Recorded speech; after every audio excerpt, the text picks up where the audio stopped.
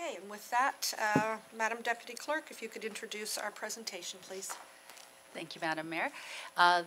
Today we're introducing York Region, and they are talking about their projects, updating anything that's happening in the town of East Gwillimbury. I welcome Paul Aqua to the podium, and he will be introducing the rest of his team. Welcome, good to have you in front of us today. Thank you very much, Madam Mayor. Good afternoon, Mayor Haxon, members of council, Mr. Webster, staff, guests, and members of the public. Thank you for the opportunity to have us in today, on this fine afternoon. Glad it's warmed up a bit. To provide you a presentation on our ongoing projects here within the town of East Gwillimbury. My name is Paul Aqua. I am manager of engineering in the Transportation Services Department. With me are two of our project managers, Mark Nicklick and Cynthia Martin, who are senior project managers with us.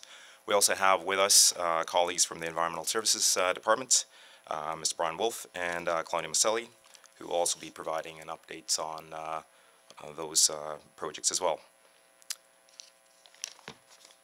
First and foremost, I'd like to again just summarize the. Just got to find the clicker here. There we go. Okay. So these are the projects we are going to be providing you with an update on, and I believe you're quite familiar with all of these projects. We'll start off with a second concession project that Mark will speak to you about, and followed by the Bathurst Street project. This is a segment from Green Lane to Holland Landing Road, as well as we'll touch on the Doane Road project from Yonge Street out to Woodbine. And then we'll get into speaking to the QHLS and Upper York Sewage System projects. So without further ado, I'd like to invite Mark Nicklick, project manager for second concession, to provide us with an update on that project.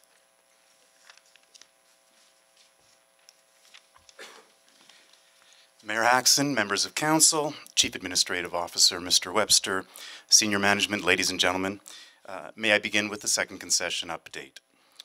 The limits are Bristol Road, just south of Green Lane to Queensville Side Road, a distance of about 6 kilometers.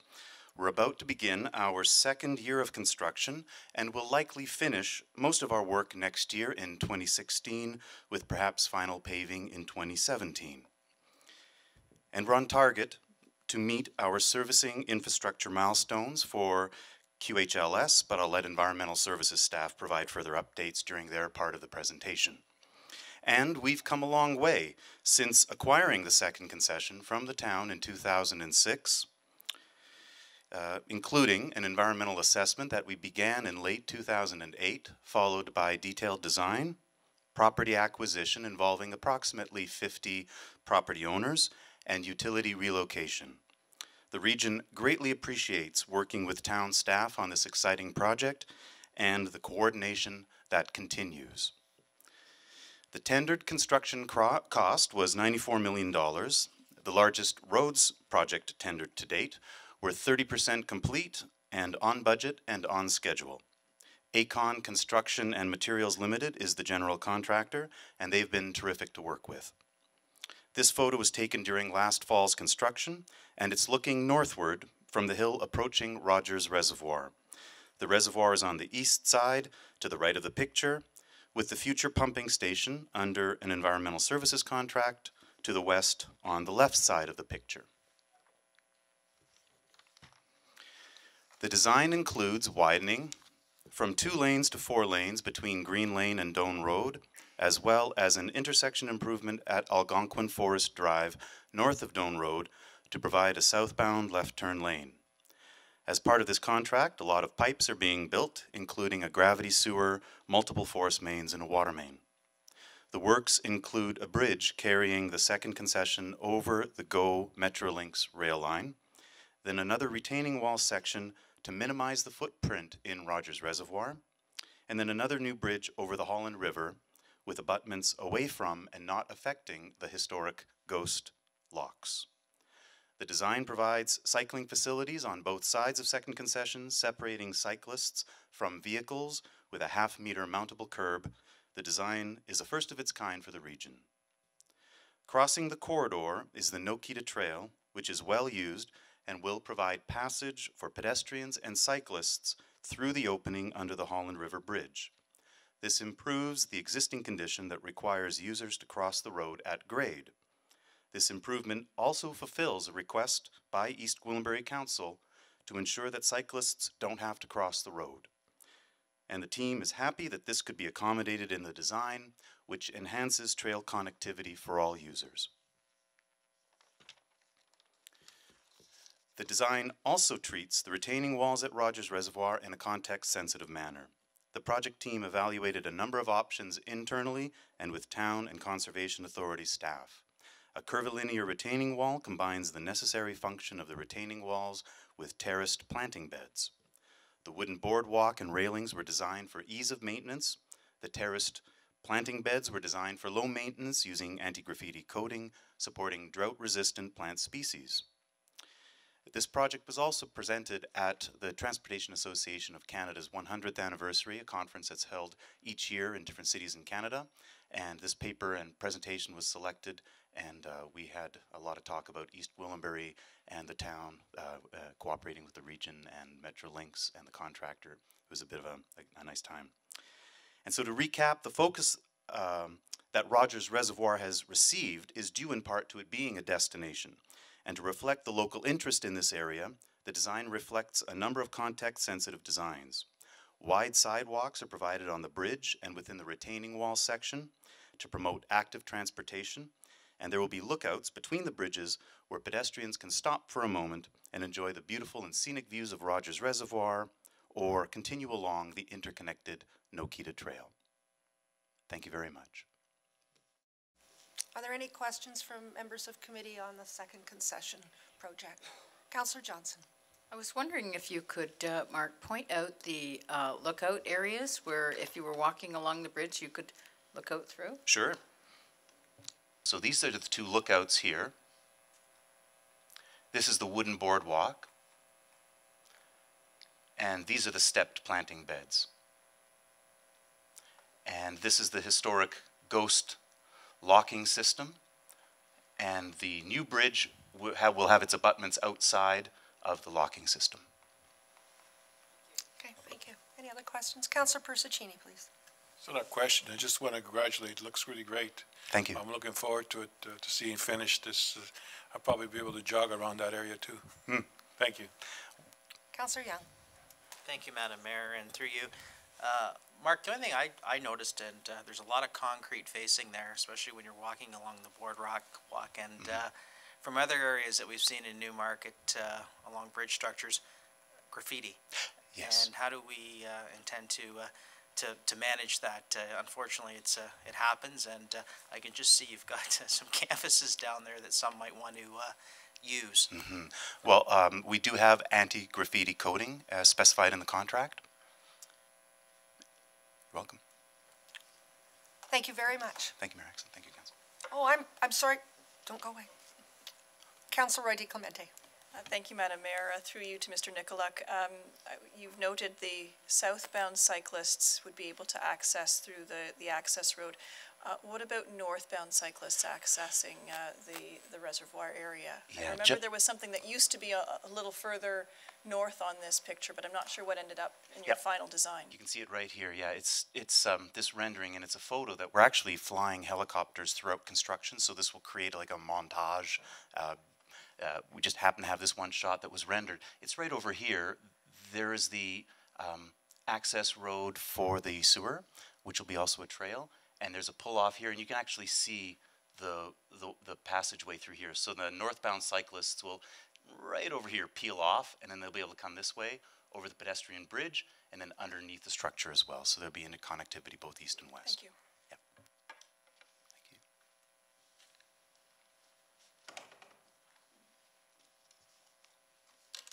Thank you, Mark. At this point, Madam Mayor, I would like to carry on with our next presentation, which is actually on, let me flip right over to Bathurst Street. Yes, I know. Second session is certainly, I think it's fair to say, we're all looking forward to the completion of that. It really is going to be, I think, a terrific looking project. That's, you know, I myself with my family tend to use that area a fair bit, so looking forward to not having to cross that grade. The next project that we'd like to speak to you about is Bathurst Street. And by Bathurst Street, this is the segment from Green Lane, just north of Green Lane, out to north of the intersection with Highway 11, specifically Holland Landing Road. Just some background on the project. This is an existing two-lane road. As you can see, this photo depicts the point at which, just north of Morningside Road, where we do have the concrete barrier when the road that was installed when the road was closed formally in 1995. The reason for the closure of the road really was due to the deteriorating road conditions through that area. There's also a structure in the valley there which is in rather poor state. The class environmental assessment commenced in 2006 and was approved in 2010. And construction is planned to commence this year. In fact, we are currently going through the tendering process. The EA recommended a number of measures. Reconstruction of Bathurst Street to current regional standards. So this will be still a two-lane road. However, the profile of the road there will be improved. So the vertical slopes curves will be flattened. So they're no longer sharp. There will be more of a proper lane width, proper shoulders go through, and then we'll also have a truck lining lane between Morningside Road and just south of Grahamside Road. Part of the work as well include intersection improvements at Morningside Road, Grahamside Road, Highway 11, as well as Holland Landing Road. Some of those improvements have already taken place. I'm going to speak to those next.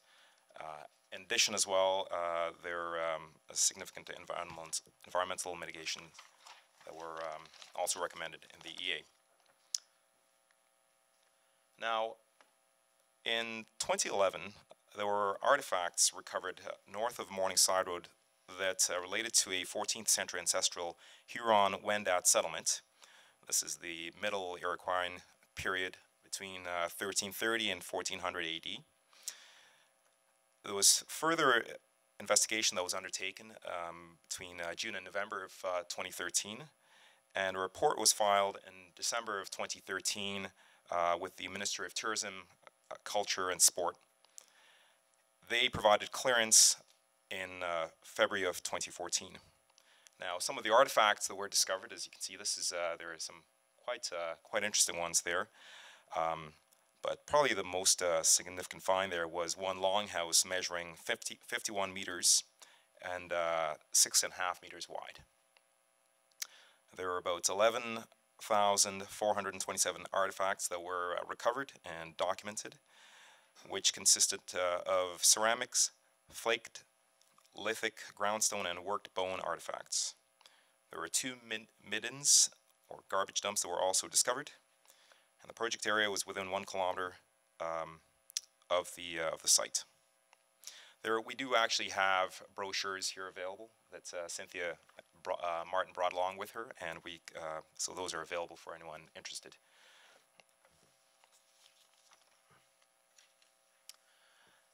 Now, as a result of the discovery in 2011, what we were faced with was a situation where we were looking at, our original intention was to proceed with constructing the entire segment from Green Lane to Holland Landing Road in one shot. Obviously, this discovery created a bit of a complication, and it was something that we needed to address. So what we did, and a recommendation was made to council, regional council, and we subsequently received approval for it, was to actually split the contract into 2. As you can see there, I'll switch to the other pointer, pardon me. The north contract here, and that's piece of work there. This north contract is what was worked on last year, and that was the bulk of that work that occurred last year. The reason this was split from the south contract and this is the approximate location of the site, was we wanted to ensure the project kept moving forward, keep momentum of the project going forward, and so therefore it was split again just south of Graham Side Road, and that was most of the work that that occurred over last year. And I'm happy to say that the majority of that work has since been completed. What we have left to do on that northern project is simply apply the top course of asphalt there, which will be done as soon as the weather permits.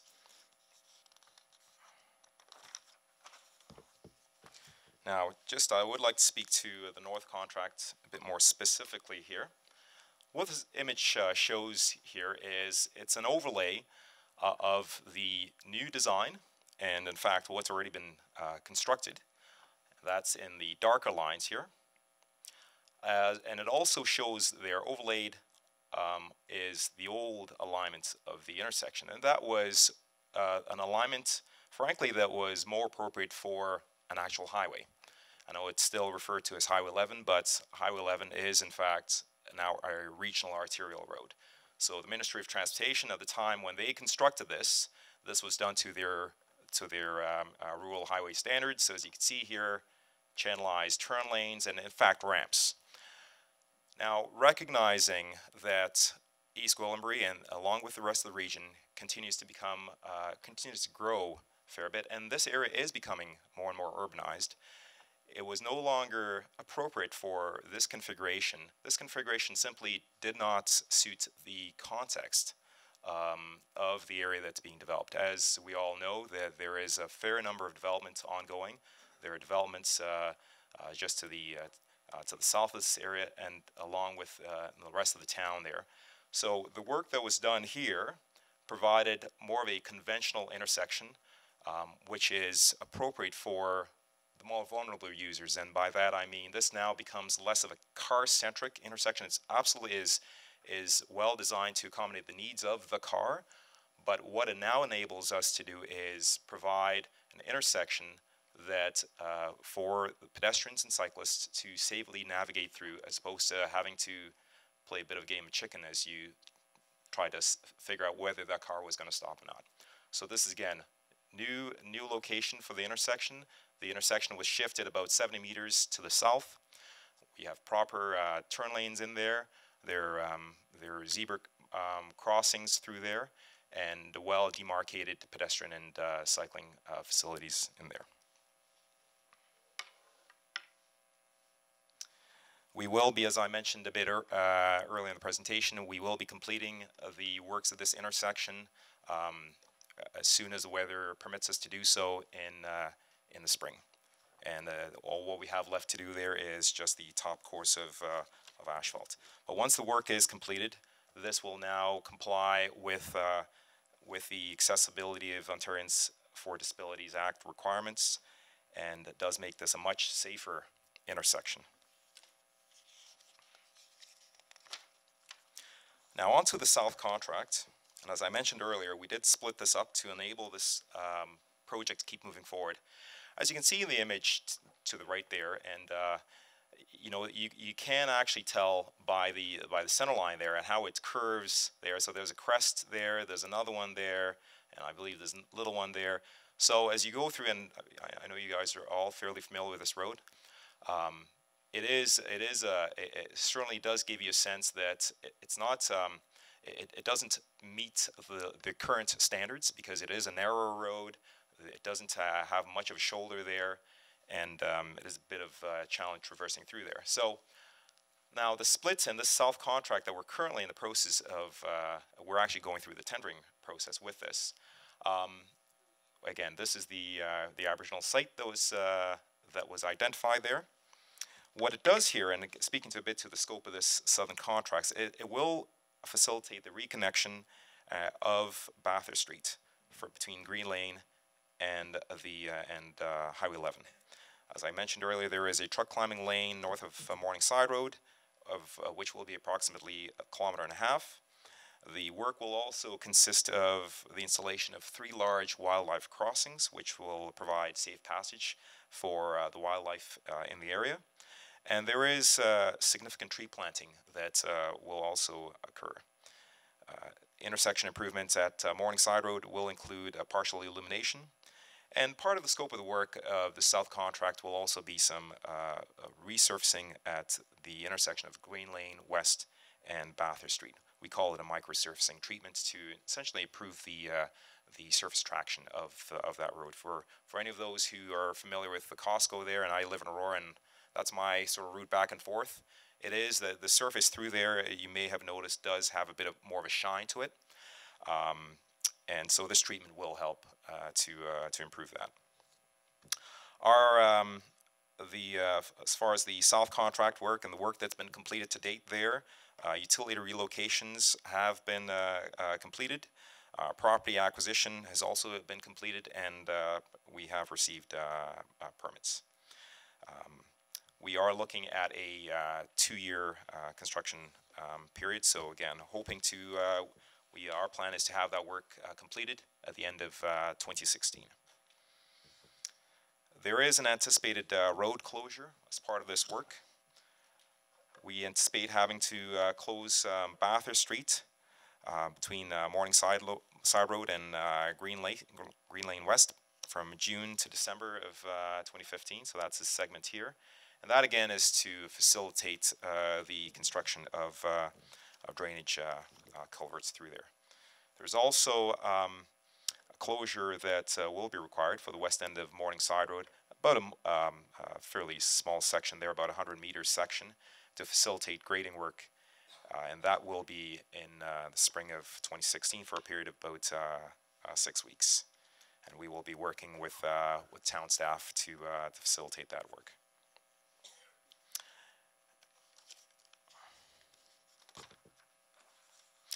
So in closing, with respect to Bathurst Street, in summary, we have construction ongoing, looking to have that work completed at the end of 2016, so that we can have this segment of road, which is a fairly important link within not just the town, but within the regional network, once again open. And it's been, I guess this year will mark the 20-year anniversary of that closure, so it's a long time coming. At this point, I'd like to invite any questions. Questions from member of the committee? Councillor Roy DeClemente. Thank you, Madam Mayor. Through you to Mr. Acquah. I guess we'll start my questions with the north contract, that slide that showed the overlay, if you would. Sure, I'll slip back to that. Our members of our council have had a tremendous number of inquiries and feedback from local residents, particularly where Holland Landing Road meets New Bathurst Street, up on the top of that slide. Okay. There's quite a bit of, in that area there. We've had a lot of people who are saying that traffic is backing up on Holland Landing Road as people are trying to make a left to access Highway 11, that the stop sign is somewhat awkward because it's actually a relatively wide intersection, and so there's people making lefts and people going straight, and so it's an awkward spot. Is there any feedback or anything that you can speak to that we can use to help address some of those concerns? Through you, Madam Mayor, thank you for the question. Yes, we have, I know that our operations folks, Councillor, have received a number of complaints from members of the public about this. I think you're referring to this move through here. And I know that I've been out there, and you certainly see the traffic that is backing up there. So there's a fair bit of congestion through that area, and you know, we recognize there are challenges with that.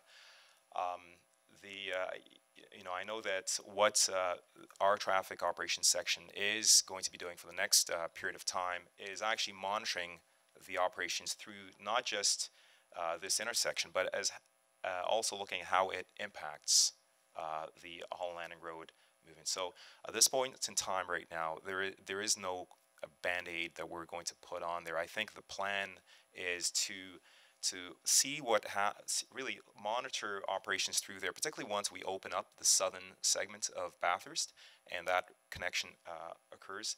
Then we'll be looking at really trying to determine if any further timing changes are required for that intersection for the signals. Right now, the signals have been set in a particular way, and you know, obviously the predominant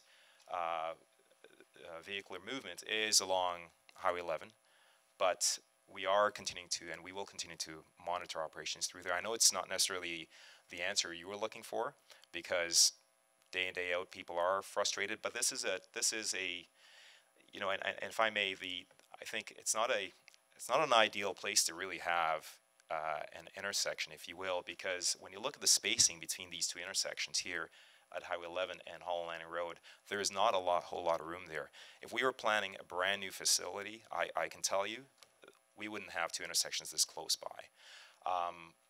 If it is a better, in terms of the distance, it is a better spacing than what existed there previously, and this was the furthest south that we pulled it. So I think what's unfortunately exacerbated the situation is we've gotten rid of the sweeping moves here and made it more appropriate for the vulnerable users. So we will continue to monitor operations through there, and also look at what we can do with signal timings once we've opened up the southern link there. Councillor Persichini. Yeah, through you, Madam Mayor. I used to drive there quite often when I lived in Miller Side Road there, and it wasn't congested. What changed? Is it more people going through there now, or is it because of the way that the highways, the structure? What's causing the whole, you know, the traffic? Like sometimes you wait there for 10, 15 minutes before you go through. Do you know? You know, it wasn't this before when I used to travel there myself many years ago. And what's causing all this congestion? Is it more people going through Bathurst, or is the layout? What is it? I'm just curious. Through you, Madam Mayor. Councillor Persichini, this is, I think, a number of factors that are contributing to the current situation that residents are experiencing through there. And I know there are a lot of frustrated motorists through there. There is a tremendous amount of growth that, again, is occurring within the town, and frankly will be coming over the next number of years. By 2031, East Gwillimbury will be one of our largest northern municipalities. So I think part of what we're seeing here is we're seeing the growth in development here and the increased congestion as a result of that, along with the reconfiguration of this intersection, because in this current configuration here, you now have that stop situation where you have the folks coming in from the south and heading north here. So we're putting them through more of a conventional intersection. So they're dealing with that here, and we also now have eliminated the channelized moves here. So for folks that are now wanting to enter onto Highway 11, they now have to go through this intersection here. Whereas previously in the past, what used to occur is if you were coming down Holland Landing Road, you didn't need to, this was more of a yield condition here. So you were able to almost sweep around. You could actually sweep around through here and carry on without necessarily having to stop. Every single vehicle that now goes through this intersection, unless they get a green light, have to come to a stop. And that has a ripple effect, which then, of course, then adds to the impact to other motorists making a right here or a left. And that simply is what we're seeing out there. Would another stoplight somewhere north or south be slowing traffic so it would move quicker, or would it make it worse? Through you, Madam Mayor, we wouldn't, for example, you probably weren't referring to this location here along Yonge Street.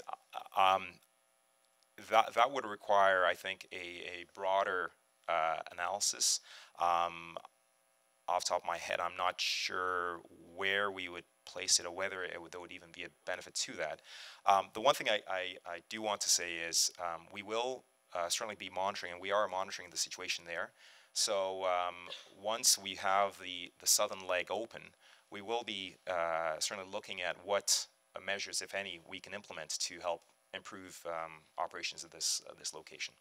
And I mean, the one thing I do also want to add, Councillor, is what we're seeing here in East Gwillimbury is not unique. You know, we are dealing with congestion right now is the number one issue.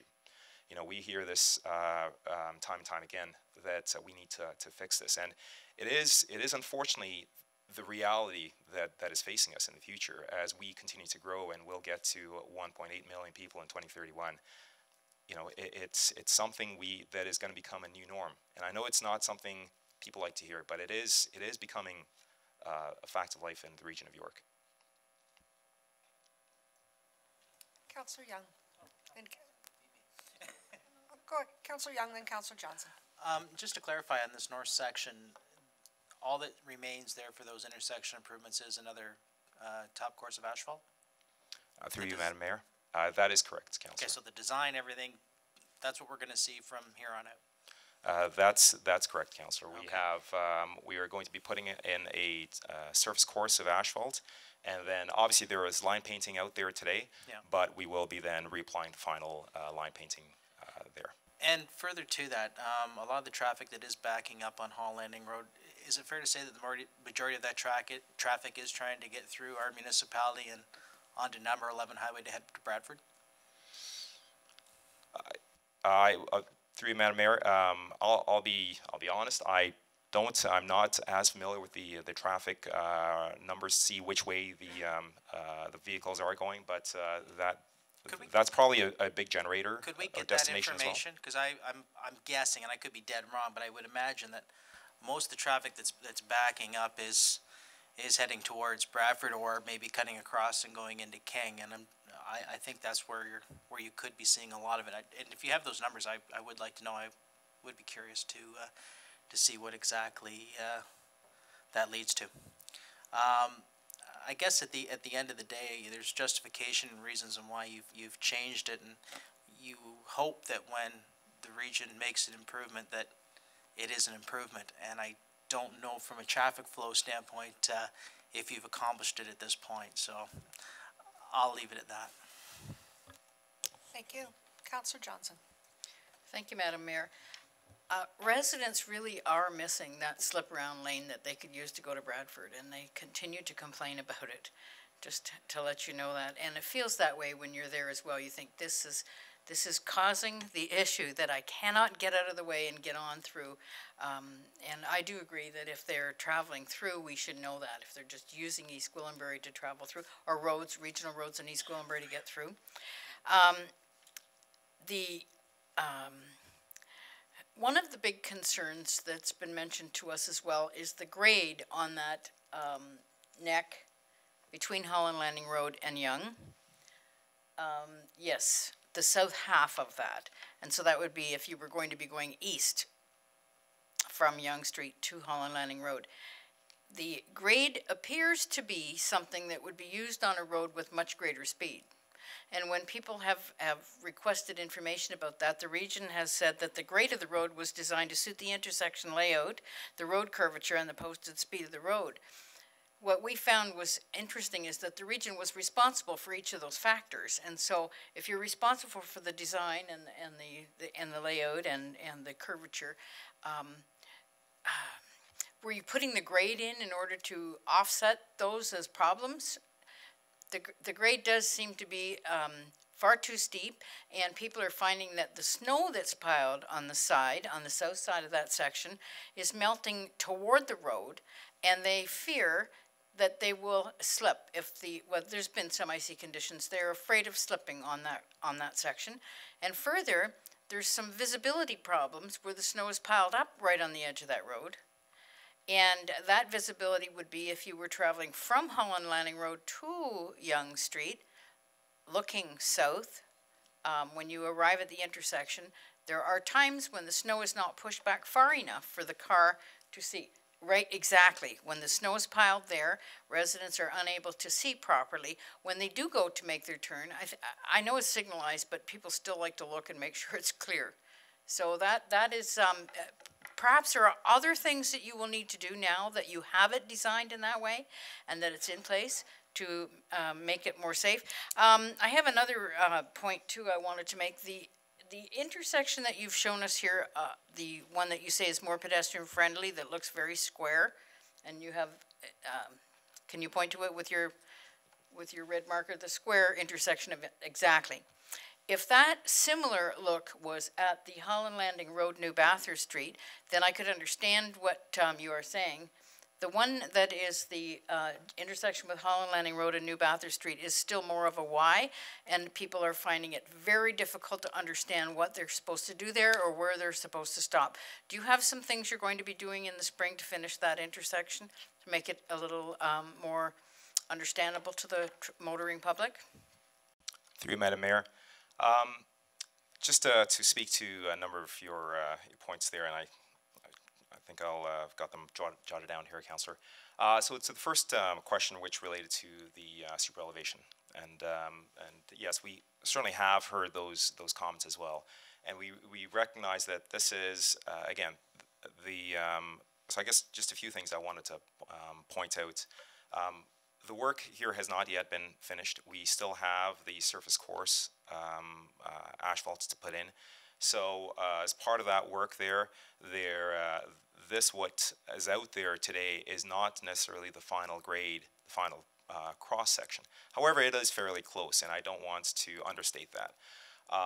Yes, the design here, and I think that because when the first question first came to my attention, I thought, well, let me get out there and also take a look. So I actually drove out there as well, and so I did a few things. I made the turn. I made this turn here, and so I came along Highway 11, made this turn here, went through here as well. And the last thing I did was actually went down this way. So we had a discussion also with our designers from SNC Lavalin about the work here. And the one thing that became fairly clear to me when having also visited the site and also spoken to our designers is the super elevation here isn't designed primarily for the vehicles that are making this turn here. And I think a lot of the comments that I saw were for people, for motorists that were making this turn here. I think what we also have to consider is when we design cross sections, we are looking, or a super elevation, we are looking at really what the high speeds would be through that intersection there, right? So what they have provided here, the design that the region has provided here, is to facilitate the safe passage of vehicles that will now be coming in from the south along Bathurst, coming through this intersection here. So if we were to consider a situation where a motorist heading north here now has a green light, which is entirely possible, that super elevation has been designed to ensure that that vehicle that traverses through this intersection with Highway 11 does safely traverse through this curve here. And I know that's, I think what we're finding is today, I think the reason, and if I may, the reason a lot of motorists don't understand the reason for that is we didn't actually have that situation here before. This was not super elevated. It was fairly straight section here. We've now shifted this over. The configuration has changed a bit to make this intersection here come in at more of a right angle. So again, the challenge is we have tried to improve the alignment, the intersecting alignments of these two streets here with Holland Landing and this shorter segment of Bathurst. And we're also trying to, we've done our best to also address the scenario of this vehicle traveling northbound that goes around this curve here. And so that is really the reason for that super elevation. It's something that was not in there before, something that is frankly fairly new for motorists going through there. And I understand, frankly, I understand where people are coming from. They're saying, why are you providing a super elevation here when there wasn't one before? Why should I deal with that when I'm making a fairly slow move here?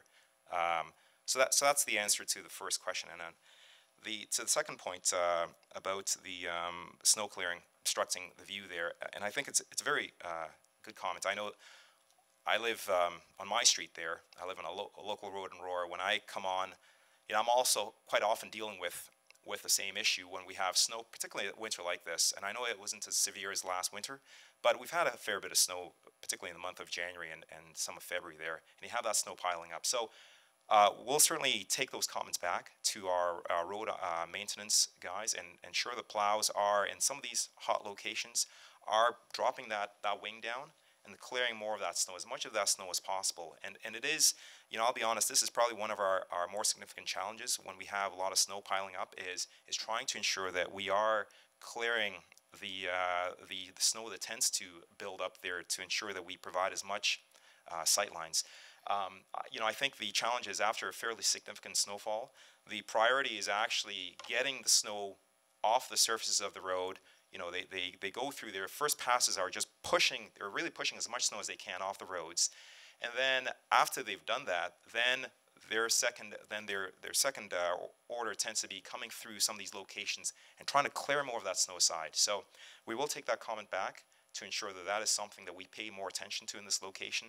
I know that certainly, and I've noted the comments made about the operations there, and that's something that we will be continue to monitor as far as the signal timing through there, and through the winter as well, as far as the snow clearing through there. The third point, and I'm sorry, a few points to go through there, Councillor. Your third question, if I may, through you, Madam Mayor. You had, I think there was one more. Have I answered all your questions? So far, I do have another one. Okay, all right. Maybe I was just trying to beat to that one. All right. Yes.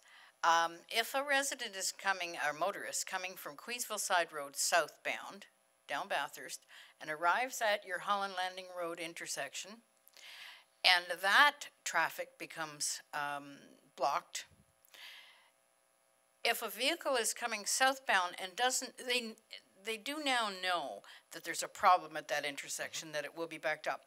If they wish to continue straight south on Holland Landing Road, but their lane is blocked, they are getting into the passing lane as they come south, and then going around the turn, if you can use your pointer to show what I'm saying. So coming from Queensville Side Road down, yes, exactly. And if that is backed up, when motorists are coming down that know they don't want to get into the block up, they are using the northbound lane, and then anyone coming through Holland Landing Road going northbound doesn't know that they're going to meet them at that intersection, and that's become a very dangerous point as well, because people are jumping the queue. They're not going to sit in the queue if they don't want to turn that direction. So I'd like you to put that on your monitoring list as well as what you can do to alleviate that traffic problem. Thank you. Follow-up, Councillor? I believe I actually have that third question that I had sort of asked the question, and Councillor Johnson had also asked it, in that I spoke about that little intersection being somewhat wide and awkward, and Councillor Johnson asked about lane markings at that intersection being a bit of a Y.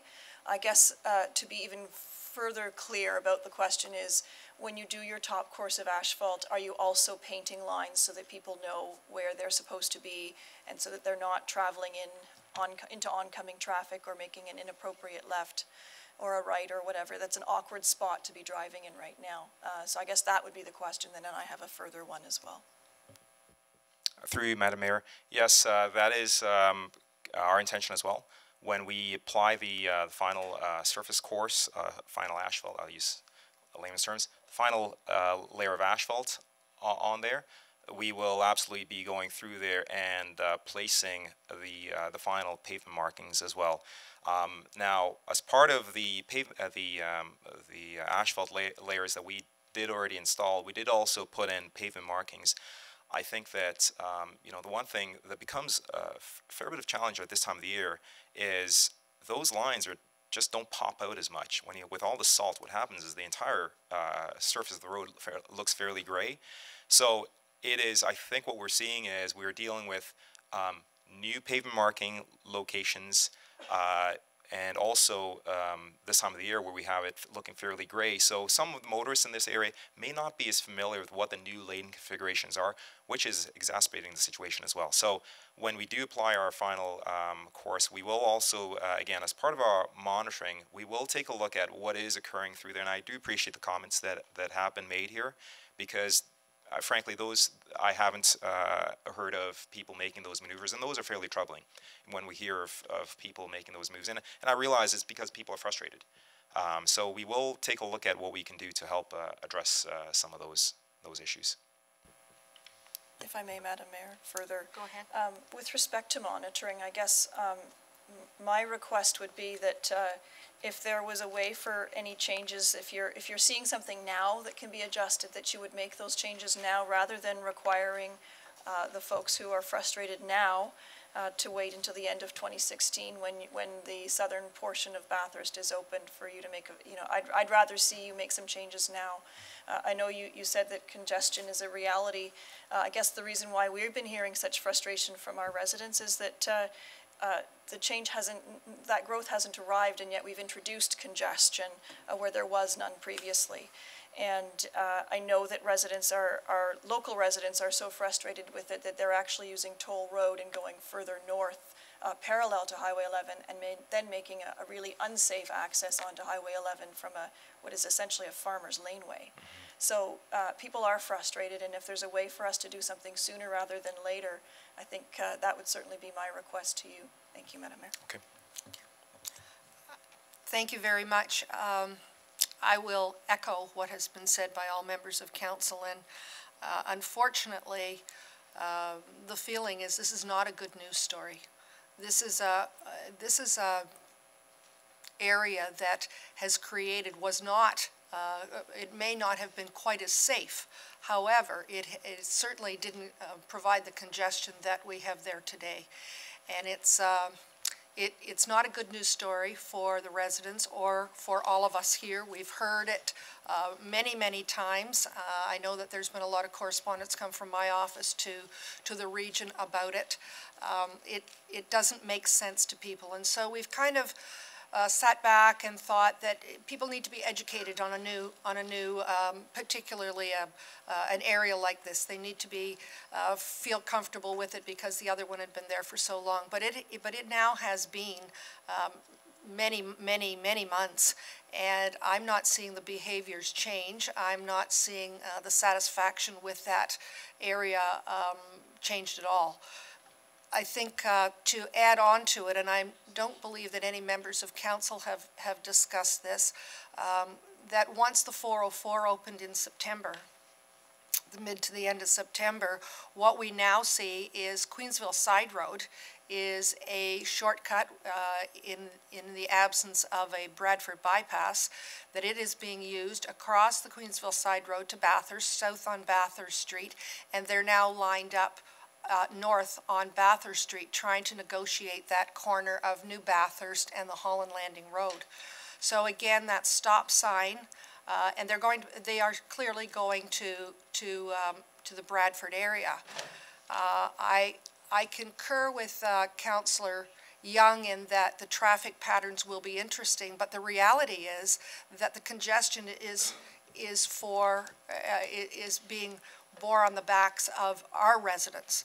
And if people are slow getting through our community to Bradford, okay, that they've chosen to do that, is to stay on 11.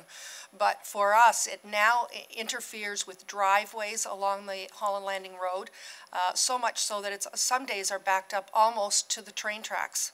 I mean, on the south side. So you're looking at probably well over a kilometer. And it's a continuous, I would suggest that this probably has been in the last year the #1 problem of traffic that we have had in East Gwillimbury. I've had more calls on this than the second concession being closed. So I'm not sure that 2016 and trying to do something with it at that point. The lights, I know at one point the timers were going to be changed to see if we could move them along and study them through. I'm not sure that that's worked, and I don't know what the answer is. I'm not a road engineer, but clearly you folks are, and it's something that when members of council spend this amount of time talking about a road, it is a big issue for East Gwillimbury, and quite frankly, we haven't grown yet. We haven't added new people. So if this was put in place to handle our new traffic and our new people, it's clearly not working. I guess we go back to the Bradford bypass and the need for something like that, and it should go on the list of moving along with the province on seeing where this can help out. But this configuration just doesn't seem to make sense to the community at this point. So, Councillor Young. Well, again, I concur with what you said, Madam Mayor. When you look at this and you've outlined it, the larger problem is we have a bypass problem. We have a problem with getting Bradford traffic through our community, not only in this area, but in a few other areas, but this is where it converges and where we have to keep it flowing. And I don't think they're going to build a Bradford bypass tomorrow, but I think we need to have the region look into some other option, even if it's a short-term option, to deal with getting bypass traffic through our community. The 404 obviously solved the traffic issue we had with Keswick traffic bypassing through our community, but we still have not come up with a reasonable option to deal with Bradford traffic. So one, we have a bypass issue, and two, we have a local issue with folks coming off and obviously heading into the community of Hall Landing, coming off Highway 11. I have to say, I don't see where this has made the previous situation better. I do understand that wasn't perfect either. The yield portion of coming off of Queensville side road onto Bathurst and then into Bradford was a little dangerous because nobody would yield, and I know that was a fix, but to the rest of the flow of traffic, it is become quite challenging, and we're the ones at the local municipality that are having to deal with it. Thank you. Just one last comment, not about this one. We're finished with that one. I've got one more. Oh, you have one. Okay, go Doane Road ahead. after this. Did you have a comment? No, Madam Mayor, I've got okay. Doane Road that I'll be speaking to right after this one as well. The last one is the closure of Bathurst South from Green Lane north to Morningside Road. And I just want to make sure we have residents that live on the Morningside Road, on that end of the Morningside Road, that local traffic will go through. And I'm sure you're well aware that that also is a bypass along the Morningside Road and coming out at the Holland Landing Road lights as well. So once that's closed, then we will be having people, I suspect, on the Highway 11, which is where they belong. Mm-hmm. Okay, I just wanted to make sure that we're looking after our local residents in there, that they will have access both from Bathurst and from Yonge Street, or will it be just one? I'm actually, Madam Mayor, just at this point, I'm actually going to have my project manager, Cynthia Martin, come up and speak to the details of that closure. Thank you. Thank you. Ms. Martin, good to see you again. Yeah. I saw you involved with the archaeological dig a couple years ago. Oh, it was right. Very interesting. Yes, thank you. And I got the brochures in there for the findings that we have on stage 4. And yeah, in terms of the road closure, we're looking at June 15 to December 15 is what we have anticipated. There's 2 water course crossing in there, and we have staged it such that the residents in between those 2 water courses would have an access going out from that location. So we work on one water course first, and the in-between could go up on Bathurst to Morningside Road, and the one south would continue to go south. And then once that is done, then we would close we would move the road closure to the next culvert, right? So that these residents would have continuous access. Thank you. That's very helpful, and I would just urge you to make sure that the residents know when you're switching from one access that they have one day to being closed and something else, that you reach out to them well in advance. Yeah, before we start construction, we have a communication protocol that we're following to make sure that the residents are informed of our construction. Thank you very much. Thank you. Okay.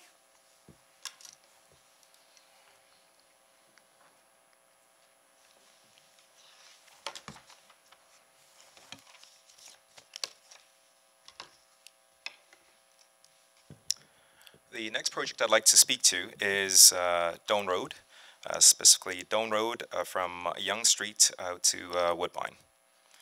What this photo shows here is the existing intersection at Leslie Street and Doane Road, which you're all familiar with. Detailed design for this project has been awarded and is currently underway. We have the design targeted to be completed next year, so in the summer of 2016, and that work is currently being undertaken by AMEC, one of our design consultants. The construction for this project is currently sits within our 2015 10-year capital program in the 2024 timeframe. So that is the year in which we're scheduled to commence with construction. Now, I know that's not necessarily the news you wanted to hear, but that is currently what we have approved in our budget. The good news is that we will have detailed design work completed, so we're not waiting for that. And I think what we're trying to do is we're trying to set ourselves up so that we're in a place where if additional funds do become available, if that project is reprioritized, then we're ready to go. And we're not coming back here to say, well, you know what, we're now just only going to start detailed design. So we will have ourselves set up to have detailed design completed. And with that, we're going to start all the other pre-construction work, such as property acquisition as part of that. So we're fairly ready to go. The 4-4 Doane Road interchange work has been mostly complete. And when I say mostly complete, again, that was work that was done as part of MTO's contract for the extension of the 4-4. So they have, I think what remains to be done is there is some more fill material to be placed along with granular material and asphalt on the ramps. But a lot of the heavy lifting has already been done, which is good news. We continue to work as we have in the past with all our projects with staff from the town. The underpass structure and roadworks completed will accommodate any future widening through that segment. The work through the interchange has included ramps, carpool facility, signals, illumination, pavement marking to accommodate the ultimate lane configuration along Doane Road.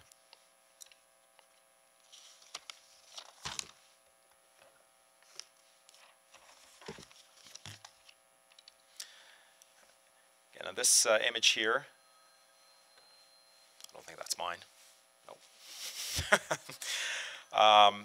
And this image here is actually taken just again is taken just west of the approach to Leslie Street, and what it illustrates is one of the most more significant challenges with this project, which as we approach Leslie Street here, as you can tell, we are sitting fairly low, and so we will be required to bring Doane Road up to meet Leslie Street as we look to intersect there, and we will be eliminating the jog. Currently, there is a jog out there.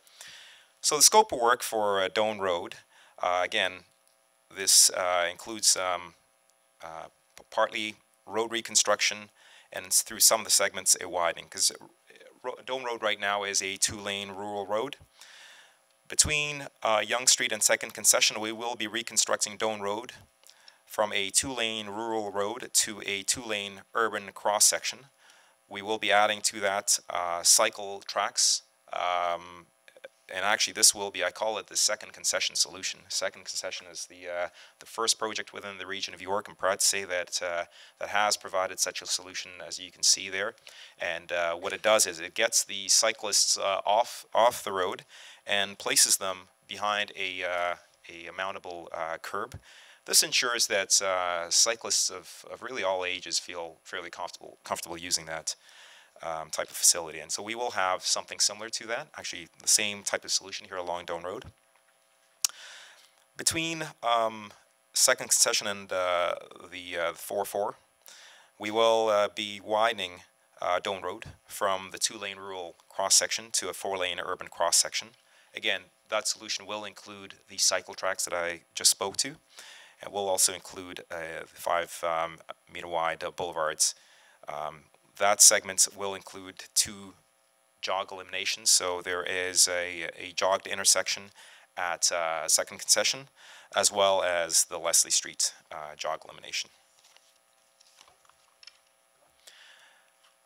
We will be finalizing the work at the 4-4 interchange that I spoke to not so long ago to again accommodate 4 through lanes on Doane Road and across the 4-4 bridge structure.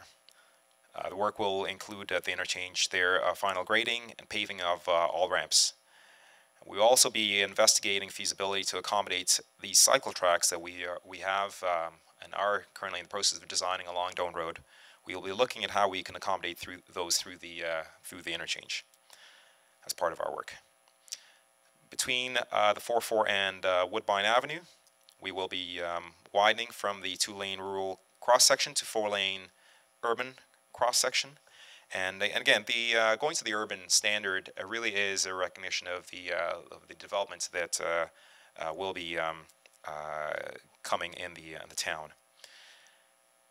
The segment of work here includes the elimination of the jogged intersection at Woodbine. And the work through along Doane Road will include construction of a town water main along Doane Road from Yonge Street to west of the 4-4 interchange. That's an aerial shot of the interchange as it was being constructed, and obviously the 4-4 now does already go through there. But as you can see, there's a fair bit of the landscape there, and the footprint of that interchange, even back then, had already been impacted. And so when you go out there today, those ramps, at least the base of those ramps, has already been placed. So at this point, this brings me to the conclusion of my presentation on Doane Road, and if there are any questions, I'd be happy to entertain those. Thank you. Questions?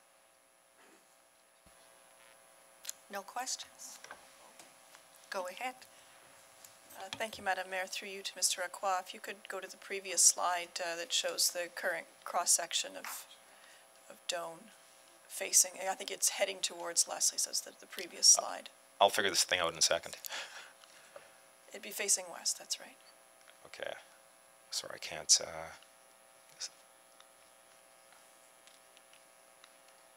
There we are. Okay. So, right now, this is the current state of Doane Road. It's, you can see actually some pretty nice work for some pothole repairs to be made and so on. Mm-hmm. This road structure has been deteriorating quite a bit over in recent years. And the news that you've just reconfirmed for us is that this is going to have to stay like this until 2024. We have a sales office that has opened and has sold several hundred houses, or at least a few hundred houses. They're going to be building we're going to have new residents in here well before 2024. Can you tell me what it would take for the region to reprioritize this project? Through you, Madam Mayor, I mean that is, I mean that's a very good question. It is, and frankly, when each year what we do is staff and the region go through and prioritize these projects. And obviously, as you're aware, there are a number of competing demands on the budget. We have Doane Road is certainly a project that, as you're well aware, was within the 10-year capital program and was pulled out. I think that we will be going through that cycle again this year, and we will be reviewing those priorities for each project. And again, it is. I think the short answer is if some of those other projects, which are deemed to be a higher priority, were to drop off the list, that wouldn't hurt. But I know that those projects aren't going away, and so it unfortunately is I think the reality, given that we are working within a fixed budgetary envelope, and this year in 2015 we had more challenges trying to get more of our projects in there. But so I wish I had the perfect answer to that, but but I think that you know, we are, because I think, you know, the one thing that isn't lost on us, and I think you made a very good point. You look at the state of this road. You know, this photo here is it's not a glamorous photo, and we didn't shy away from showing it, because it does show that Doane Road is in the need of repair. You know, the one thing we do consider as well when we go through the prioritization is, you know, we have to spend money to extend the life of this road. So the decision to defer Doane Road wasn't made lightly. It's done in the recognition that we are going to still need to you know, put in the money to maintain these roads, similar, not just Doane Road, but a number of other roads in the region that frankly are on you know, that require constant upgrading. So I know I haven't answered your question, and I wish I had better news for you. We will continue to look at opportunities to bring Doane Road back into the 10-year plan each year as we go through this and start this process in April. But at this point right now, in this coming year, it's not in there. Further, Madam Mayor, so as you said, Mr. Aqua, the road needs some maintenance now. And in fact, the number of potholes that are there would basically require for you to resurface it, I think, at this point. I guess my other concern, which was one that this council tried to address at the same time when it passed, I believe it was around this time last year, we passed a resolution, a very strongly worded resolution asking for this project in particular to be reinstated, which was the water main that was supposed to have been installed along with the road reconstruction. That water main is needed to support, it's a piece of infrastructure that's needed to support the future growth of the municipality.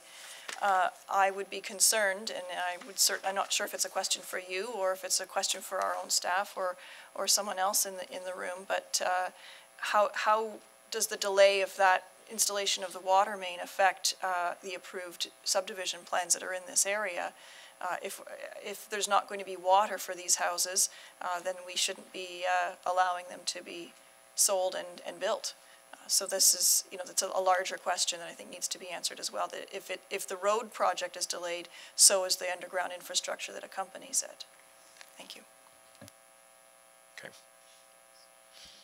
Would you care to comment on that? Or? I think my response to that, Madam Mayor, is simply I think it will have to be something that's addressed by others. Okay, thank you. So I can see our CAO, this notebook here, so we'll deal with it through him. Thank you. Okay. Other questions? Go ahead, Councillor Young. Thank you, Madam Mayor. The interchange itself with the 404 and Doane, I'm sorry, I missed. When is the proposed timing for that work to be done? Is that to be done along with with Doane Road itself?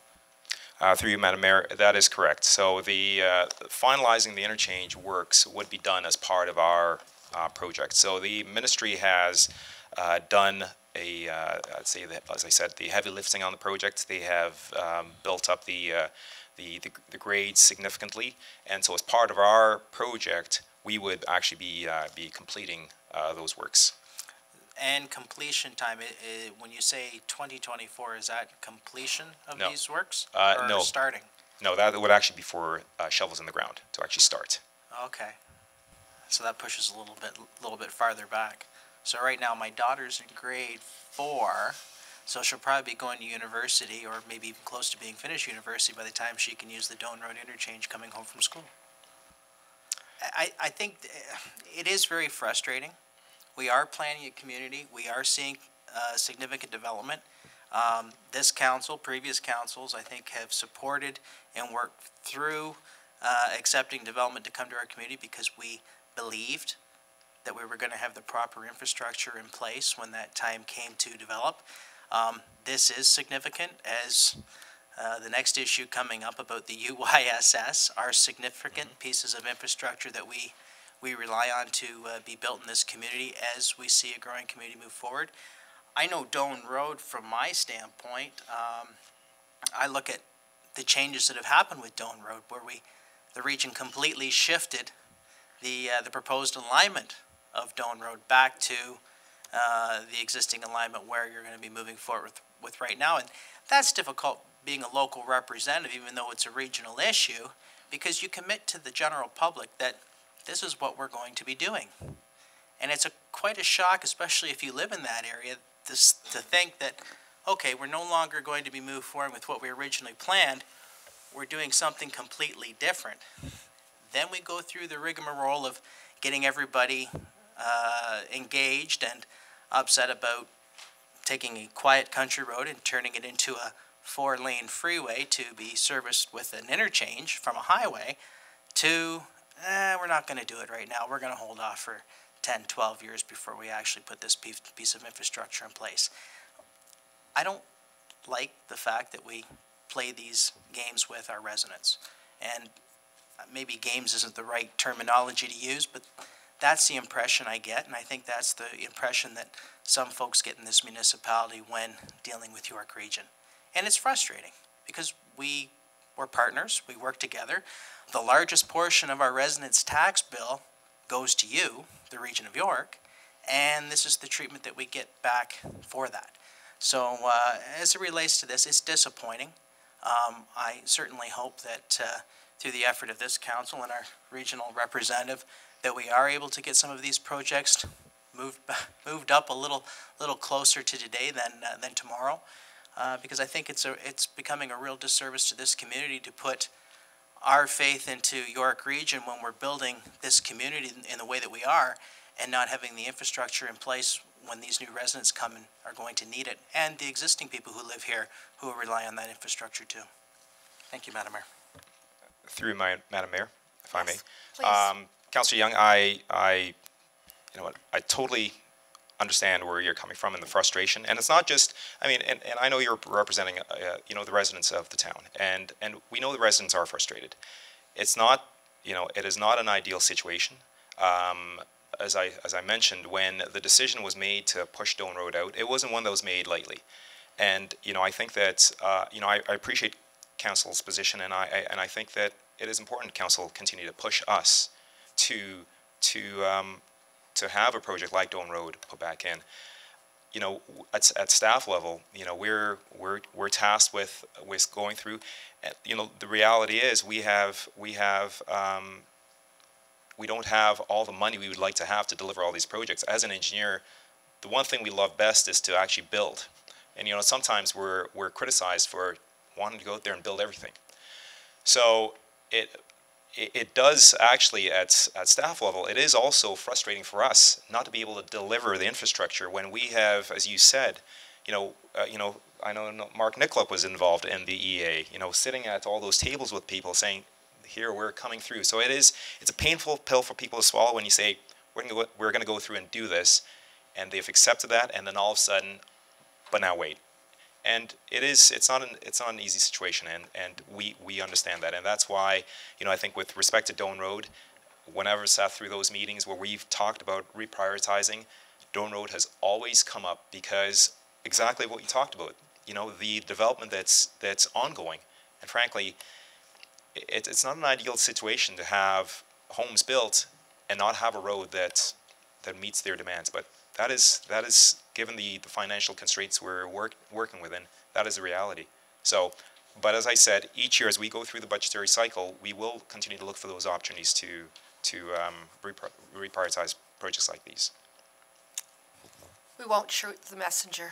Oh, I don't mind. We know it's not your decision. I don't mind. I spent 13 years in the service, so I'm used to it. Okay. No, we know that this isn't your decision. You're simply delivering the message, but you can also deliver it back the other way for us as well. Absolutely will. I think, Councillor Johnson, have your questions been answered? No, I just did. Okay, go ahead. I just wanted to comment that I very much appreciate that the region puts the brakes on when it's a financial issue, and that they are frugal, and that they will not do any more projects than they can afford to do. I think we all understand that. What the problem is that when we make growth decisions based on those projects going ahead, and then you push the project out, or perhaps never do the project, we don't know about that, then we've made a decision that has to go ahead, and it goes ahead without the benefit of that amenity. I think that is where the problem is. and I guess it would refer mostly back to moving of the Doane Road. Perhaps that was for financial reasons as well, but our growth and our plans for growth were contained on the north side of the Doane Road only, and it was to make a complete community, or a community that could all gather and travel together into the core. And when you moved it back into its original position from a position you had approved, we have growth now on the south side of a highway, on the south side of whatever you eventually build. We have growth on both sides of it now. It's not a complete community, and if you want to make financial decisions, fine, but remember that there's something else that's contingent upon that we have made, where we had put our best faith in you, and we don't want you to let us down.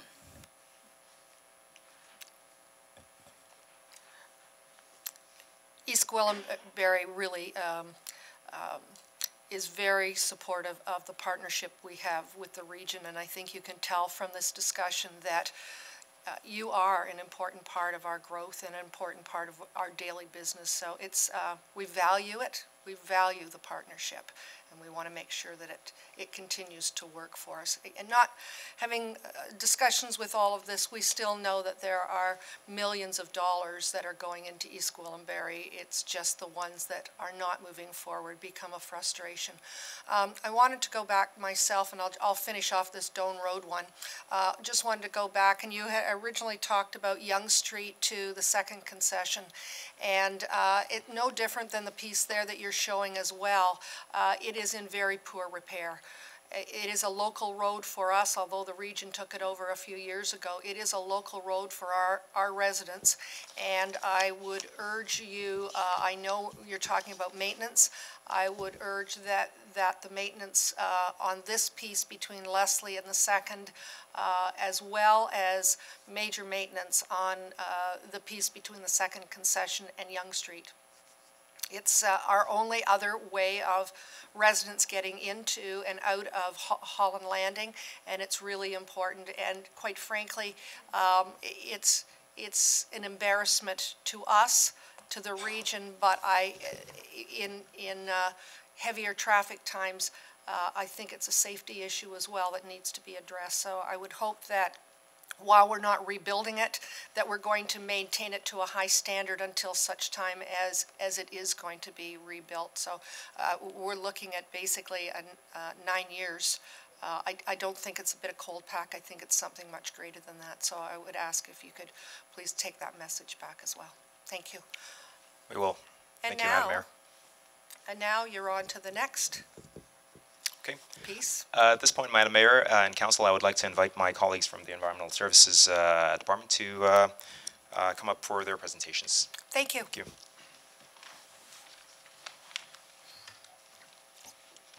Thank you, Paul, and good afternoon, Madam Mayor. Good afternoon. Councillors, senior staff, and guests. My name is Claude Michelli. I'm a Senior Project Manager with Environmental Services at York Region.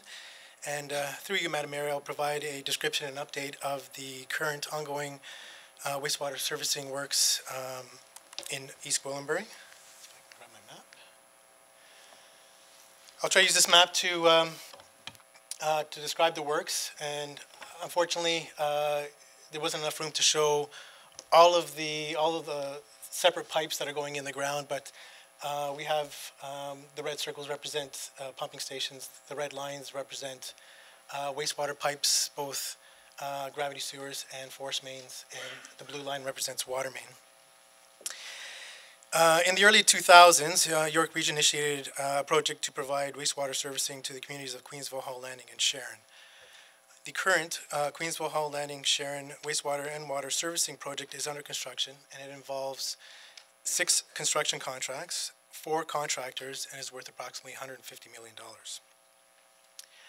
Due to the timing of the proposed development in the area and the completion of the Upper York Sanitary Servicing Project, interim and ultimate wastewater servicing solutions were needed. For the interim solutions, all the wastewater would flow south to the York-Durham Sanitary Servicing until the new Water Reclamation Center was in operation. And the ultimate solution will involve all the wastewater flowing north to the Water Reclamation Center. For the interim wastewater surfacing solutions, all the flows would be pumped to the York-Durham sanitary servicing via the existing Newmarket pumping station from the new second concession pumping station via twin force mains. Oh, sorry.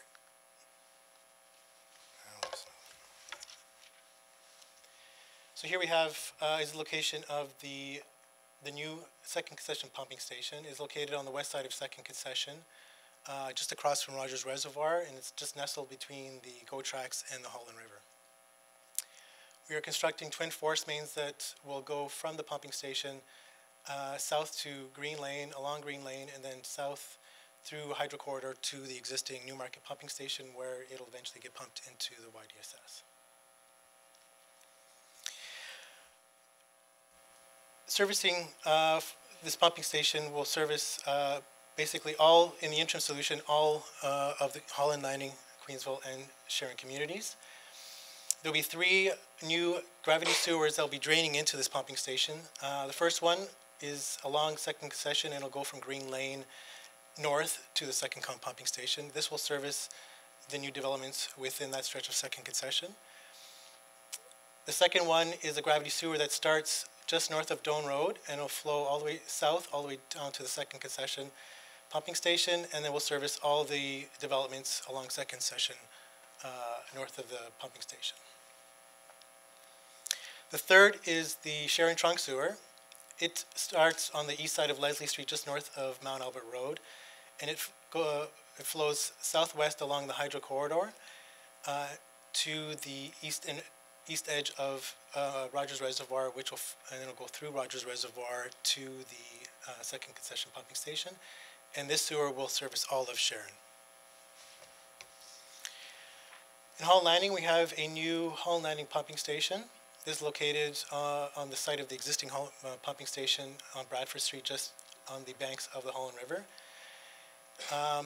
We are also building twin force mains in Holland Landing that will follow the old force main, which is along Bradford Street, up Yonge Street, along Parkside, through the Holland Landing lagoon lands to second concession. And from there will be another force main that will bring it to the gravity sewer. That's starting, just I mentioned previously, that's starting just north of Doane Road and eventually end up in the second pumping station. For Queensville, we have the Queensville West pumping station. It's located on the east side of second concession, about 700 meters south of Queensville Side Road. This will service the community of Queensville West, and it'll have a force main that'll pump again to the gravity sewer that starts just north of Doane Road and eventually make its way into the second pumping station. All these works that I just described are considered the essential wastewater servicing works for this project, and they're all currently under construction, and they have a completion date by the end of this year. For the ultimate wastewater surfacing solution, which will eventually have all the flows pump north to the Water Reclamation Center, all the gravity sewers obviously will still flow to the second pumping station, but we will install twin force mains along second concession north all the way up to the Water Reclamation Center. For Holland Landing, these force mains will be in place, but once they reach second concession, they will connect with the twin force mains along second concession and will pump directly to the Water Reclamation Center. And for the Queensville West pumping station, there'll be new twin force mains that will run all the way up to the Water Reclamation Center as well. These works are considered non-essential based on the fact that they only need to be in place to service the Water Reclamation Center, but they are all under construction as well, and they're looking to be completed in Q1 of 2016. We also have water main servicing. The second concession water main will run along second concession from Green Lane all the way, currently will go up to the Queensville West pumping station, but eventually all the way up to Queensville Side Road and the Water Reclamation Center. We'll have connections at Mount Albert Road, Doane Road, and at Green Lane at the south end. The majority of the feed will be at Mount Albert, from the connection at Mount Albert Road. This water main is also under construction, and it is looking to be completed by September of this year, primarily to service the new French school, which is just located north of Mount Albert Road, and also the Minto development, which is located on the southeast corner of Doane Road and 2nd Concession. And that is my presentation. Any questions? Councillor Young. When will the region be decommissioning the sewage lagoons? The sewage lagoons, my understanding is they will not be decommissioned until the Upper York Sanitary Servicing Project is operational. The allocation from lagoons, if the lagoons keep going, obviously, then it'll keep servicing the residents in Hall Landing. That additional capacity, where is that going? Because I understand right now we're committed to 5,400 and some units, but with conservation methods, Madam Planner, we might be able to get up to 7,000, but there's so much that's actually built into those lagoons right now. Are we going to be able to utilize those on top of our 7,000, or is that capacity going to be used in another municipality to the south? I can't answer that question. That's part of our capital planning group is involved with that, as far as how the lagoons will be operated once this interim servicing is in operation. Who can answer that question? Because I would like to know if we're going to be keeping our sewage lagoons open to benefit more development in the towns of Newmarket and Aurora rather than here in the town of East Gwillimbury where it's supposed to go. I would like to know the answer to that question. If you could pass it back to somebody, please. Sure. Councillor Roy DeClemente. Thank you, Madam Mayor. Through you to Mr. Michelli. I read in the paper, and I've also read here in your presentation to us, that detailed design is underway with the, sort of the design elements and so on. You've also noted in a slide, on slide 17, that the property acquisition process has commenced. I'm just wondering if our town representatives have been included in some of that detailed design, or if the property owners have.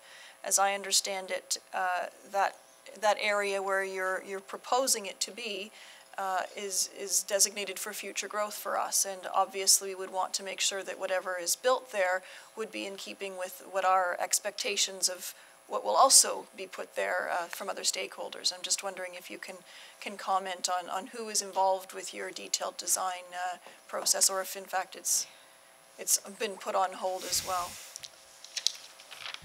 Mr. Wolf.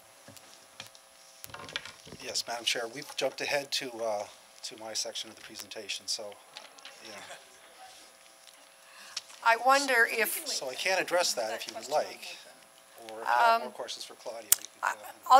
If you don't mind, I think what we'll do is just wait and see if this section is completed for Mr. Michelli, and then are there any other questions outside of Councillor Roy DeClemente's at this point? Seeing none, thank you. Okay. Okay, thank you. Good segue into the next one. Yes. Thank you, Madam Chair, members of the committee. Okay, my first of two slides is just a very high-level background and reminder that the Upper York sewage system is going to be servicing growth in East Gwillimbury as well as Newmarket and Aurora. It consists of three key design elements, first being a new water reclamation center in East Gwillimbury. There's going to be improvements to the York-Durham sewage system in Newmarket, and a phosphorus offsetting program within the Lake Simcoe watershed in York Region.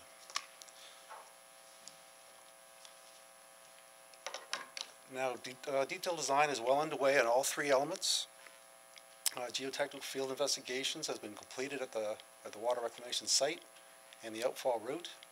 Property acquisition has commenced, and landscaping and building architectural concepts are well into development. Now, as far as the environmental assessment is concerned, we did submit the report back in July of last year. We've been dealing with a lot of comments coming back from the minister's review, and there's been more comments than we thought, so it's been slightly delayed, but we're still anticipating approval of the EA in Q3 of this year. So those are my only two slides. If there's any questions, I'd be happy to take them. Councillor Roy DiClemente. I think you had a preview. Yes. So I guess what I would do is I would start. I had two questions related to these slides. The first one would be that you note that detailed design is underway, and I guess my question for you would be who is involved in that detailed design? Are our town staff involved, and are I guess the property owners where it's going to be located, or have they been involved? Because as I understand it, that particular location is slated for future growth, and we want to ensure that what's built there will also be in keeping with what our vision and what our hope for that land would be well into the future. Yes, through you, Madam Chair.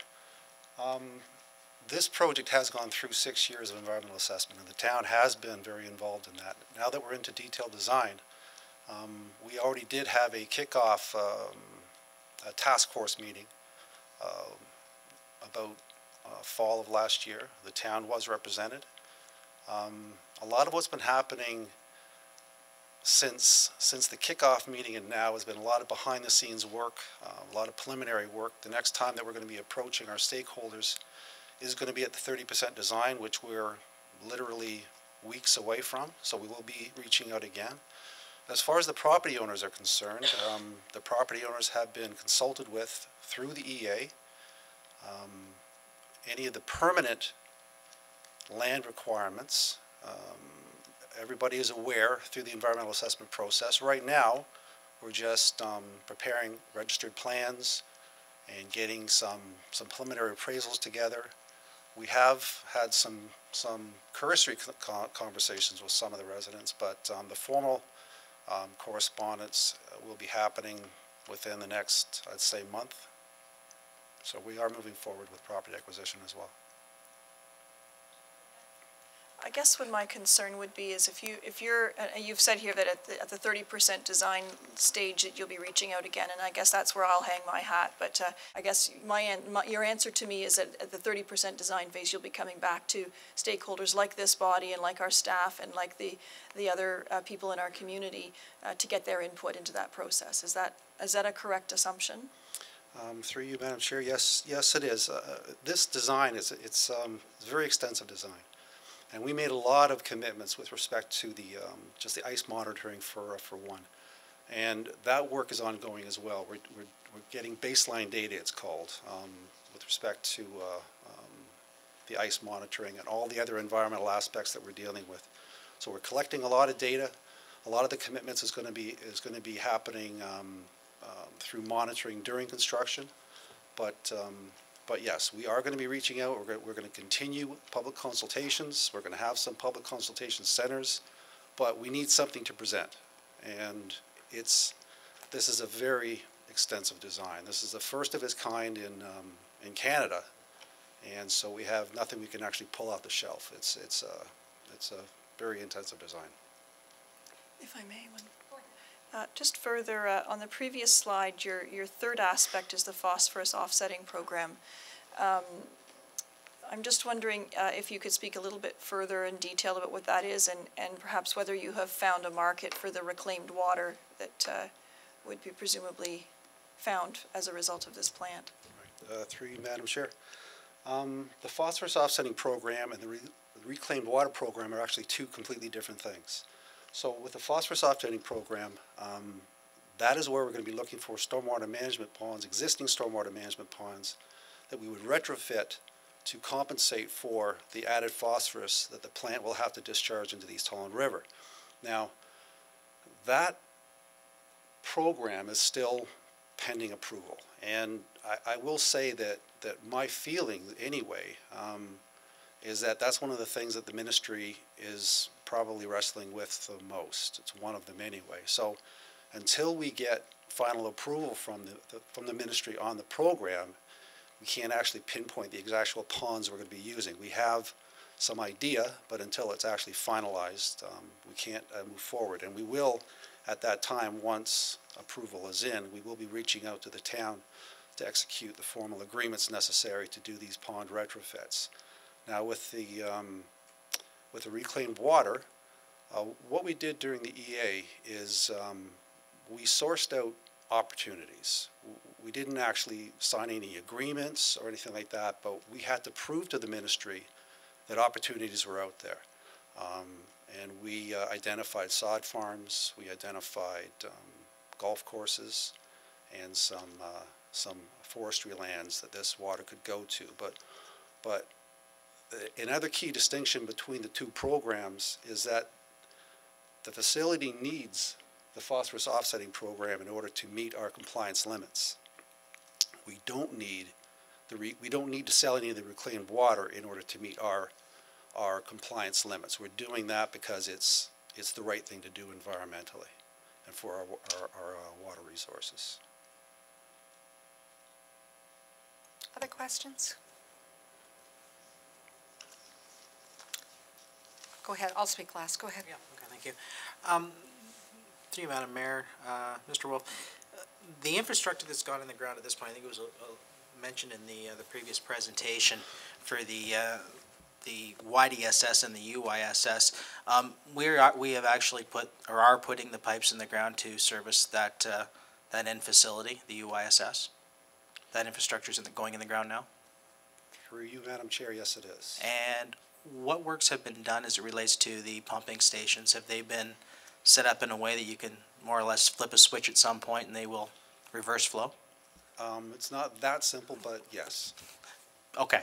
I imagine it isn't, but I guess my next question is, when you have a piece of infrastructure, being the plant that's still under environmental review, or down at the province being reviewed right now, how do you get approval, or are we able to expend the funds to put infrastructure in the ground to facilitate a facility that hasn't been approved yet?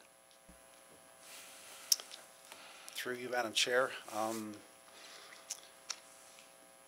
The answer to that is that we have provincial approval for everything that goes into the ground. That's everything that's going into the ground. Okay. We have provincial approval for. There are various mechanisms whereby we can secure that approval. We don't have approval to build a water reclamation center as yet, but all of the infrastructure that's going into the ground today under Claudia's project has provincial approval. Okay, that's good, and yes. It's better to put the pipes all in at once. I agree with Yes. that, the 110%. The costing of that, I know that the costs related to the UYSS are upfronted through upfronting agreements with a number of developers we have in this community that are going to benefit from that. How are those costs broken out from the UYSS, the additional pipes or the additional works that need to be completed within the pumping station so that they will work for both systems? Through you, Madam Chair, all of the pipes that are going into the ground that are front-end financed are going to be used for their intended purposes to service the 55, 64, or 7,000 units. But we just simply made sure that they were sized properly and positioned properly such that we could make full use of them for the flows up to the site, up to the plant, understanding that that plant, the Water Reclamation Center, will always be connected to the Upper York Sewage system, or to the YDSS system. Okay, so the upfronting cost, it is being recouped back through that program. 100%. Okay, thank you. I just wanted to go to, excuse me, the EA, and I was curious when you said that some of the items the ministry have been back to you already asking further and more detail, and I'm just wondering if that pushes back the EA approval. I think we thought, excuse me, that it would be about a year, and a year would be June. And so I'm wondering if we're not looking at June now, if there is something different. Have you come to that conclusion yet? It's difficult to say because the ministry is kind of tight-lipped, but they have been asking a lot of questions, doing their own due diligence with respect to odor and noise and all of the issues that we've been dealing with over the past 6 years. If you're asking my opinion, I don't see June. No, that's why my slide says Q3. So we have been going back. This is a regulated legislative process, so they should have filed their ministry review by now, but they haven't, and we just continue to respond to their questions and as best we can and as quickly as we can. But I'm optimistic that, I mean, they recognize, my dealings with them, they recognize that the pressure is kind of on them because it is a legislated timeline. I'm optimistic on Q3 of this year.